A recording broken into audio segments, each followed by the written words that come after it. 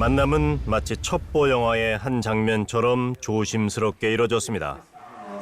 신분을 절대 안 밝히겠다. 서약을 하나 적어주십시오.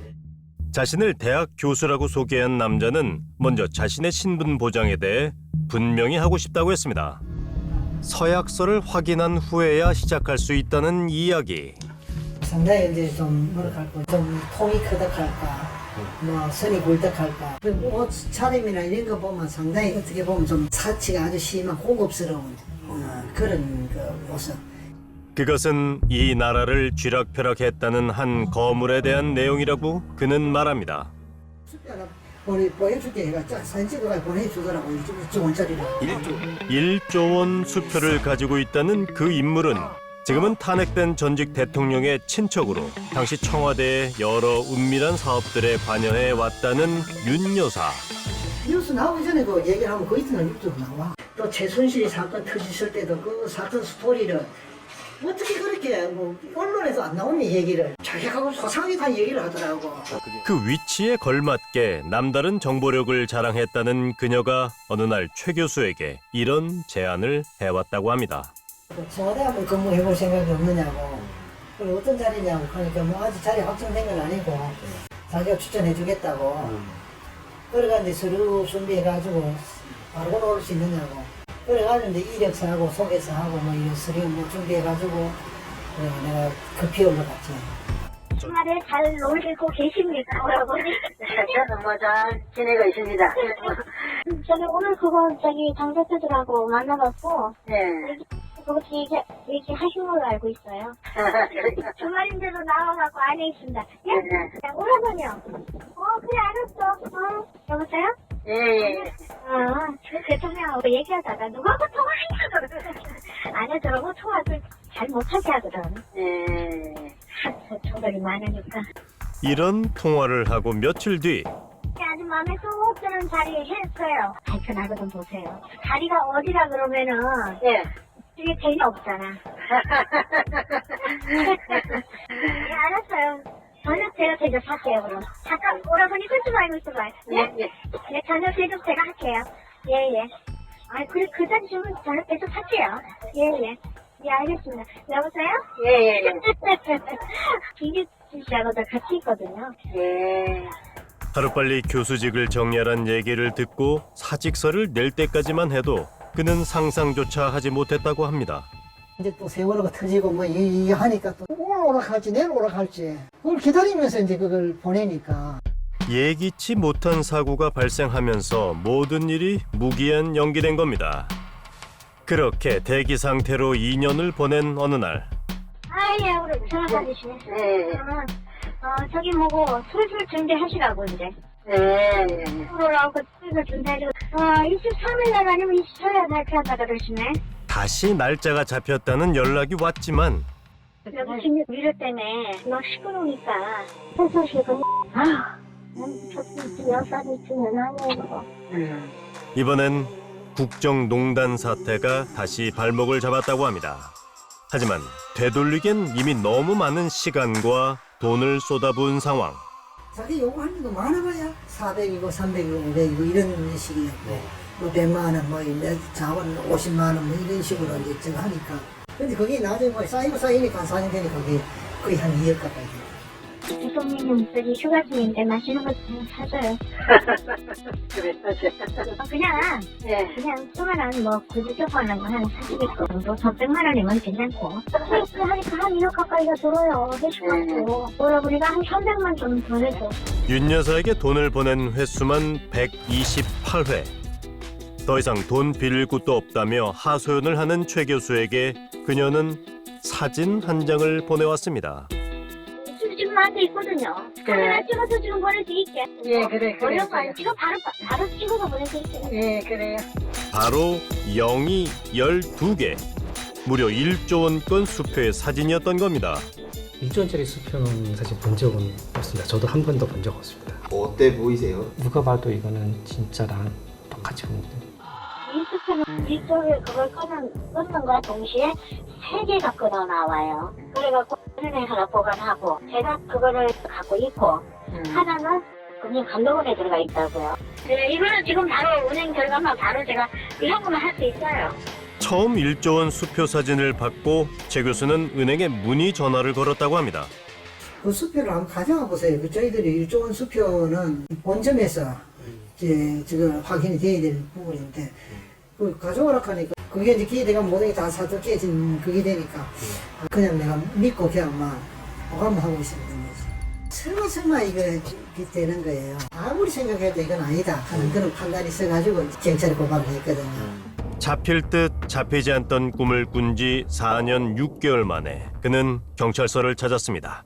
그런데 플라스틱 주민등록 발급 사실이 확인이 되지 않기 때문에 이 얼굴을 특정을 할 수가 없었습니다. 알고 보니 윤 여사는 주민등록증을 발급받은 기록조차 없었고 그 때문에 그녀의 사진이나 지문, 거주지까지 무엇 하나 확인되는 게 없었다는 겁니다. 이 서울에 저희들이 3번 올라갔습니다. 체포를 위해서. 그때마다 계속 실패를 하고 9개월 이상, 10개월 가까운 이런 동안의 장기간에 걸쳐서 수사 끝에 지금 체포를 했습니다. 장장 10개월간의 탐문 끝에 경찰은 지난 7일 그녀를 체포했습니다. 자, 빨리 나오세요. 있는 거 다 알고 왔어요. 괜히 시간 보내지 마세요. 열어봐. 나오세요, 일단. 일단 나와보세요. 잠깐 옷좀 입으세요. 완벽한 베일 뒤에 가려져 있던 윤 여사. 그녀는 정말 그림자 정치를 하는 거물이었던 걸까요? 박근혜 전 대통령에게 반찬을 가져다 줄 정도로 친한 최측근인가요? 예, 좀 친했어요. 그 정말로 김기춘을 오라버니라고 부를 정도로 친한가요? 예, 친합니다. 공무원들하고 연관된 것은 다 진술 거부할 거예요. 그 사람들 끌고 들어가고 싶은 생각은 눈꼽만큼도 없어요. 제가 다 따안고 갈 겁니다. 초지일관, 당당했던 그녀는 자신의 인맥은 물론 1조 원 수표도 모두 진짜라 주장했습니다. 우린 전문가와 함께 문제의 1조 원 수표를 살펴보기로 했습니다. 그런데 몇 번 있었던 것 같습니다. 1조 원 관련해서. 예전에 그 1조짜리 20매를 가지고 사건이 일어난 경우가 있습니다. 알고 보면 꽤 유명한 수표랍니다. 이 수표가 처음 세상에 공개된 건 지난 2007년. 1조 원짜리 위조 수표를 보여주며 사기를 벌인 혐의로 그 이후 자취를 감췄던 이 1조 원 수표는 2013년 가짜 뉴스를 통해 또 한 번 등장했습니다. 그리고 인터넷을 돌고 돌아 윤 여사의 손에 들어갔을 가짜 1조 원 수표의 사진. 총 3번의 사기 사건에 동원된 이 위조 수표는 발행일이 모두 동일하지만 살짝 다른 점들이 있습니다.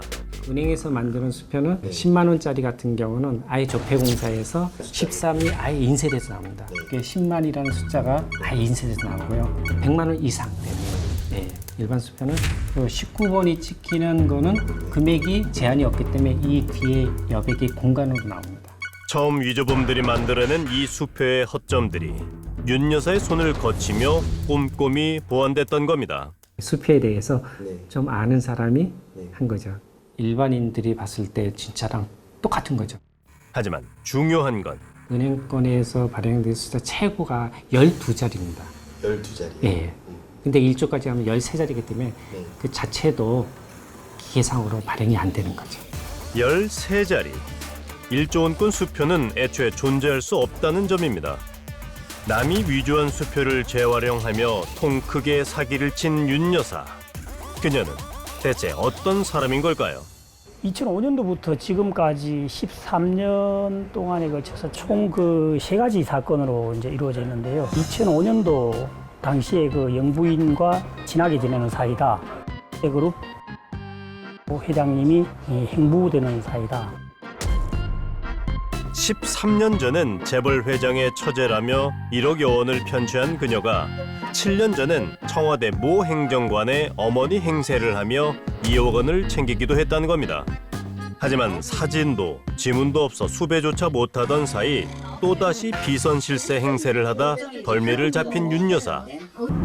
체포될 당시 그녀가 머물던 한 연립주택에서 우린 그녀의 아들을 만날 수 있었습니다. 어머님 관련해서 좀 궁금한 게 몇 가지 있어서. 가세요. 제발 가세요. 그 어머니께서 아니요, 저 여기 아무 저 혼자 삽니다. 아니, 저 정치인분들하고 혼자 삽니다. 정치인분들하고 관계가 있어요. 저 모릅니다. 반지하 방에 머무는 동안에도 말로는 청와대를 밤낮으로 드나들고 미국 대통령에게 호통을 치는 권세를 자랑했던 그녀. 그래도 지금 한 5년 정도 되거든. 저번에 오바마 여기 왔다가 안에서 물건 갖고 나가는 거 비행기에서 잡혀서 또 시간만 지게 있어서 어디 그걸 갖고 가느냐고. 내가 대통령한테도 대통령 하지 말지 마 하는 애를 믿어. 어떻게 이렇게 애를 믿냐. 이런 황당한 거짓말들을 피해자들은 왜 믿었던 걸까요? 미끼를 문 사람은요, 자신은 합리적인 판단을 하고 있다라고 믿게 되어 있어요. 실제로 받느냐 이 수표를, 이 직인이 찍혀 있는데 은행 도장이라고, 당신은 안 받지 않느냐? 나는 받다고 직접. 그러니까 이건 이미 내가 검증한 일인 거죠. 아마도 이 피해자 같은 경우는 그런 수표를 보게 되었을 때 당신만 알고 있어라 라고 하는 그 은밀함에 대한 공유에서 나오는 쾌락에 대해서 희열을 느끼지 않았을까라는 생각이 들어요. 번드르란 그녀의 말이 희망이 아니라 희망 고문이라는 걸 어쩌면 피해자들도 진즉에 알았을지 모른다는 겁니다. 일도 여기 수표는 이거 바꿔 쓰면 되거든요. 알면 오라버니 하고 가갖고 이 털어서 바꿔 쓸 거예요, 내가. 지금 생각하면 한 발 물러서 조금만 더 깊이 생각하면은 쉽게 알 수 있는 것들이 있는데 그걸 왜 그걸 몰랐을까 그런 그 후회스러움이 들죠. 장장 13년 동안 윤 여사가 펼쳐온 연극의 일막이 이렇게 끝났습니다.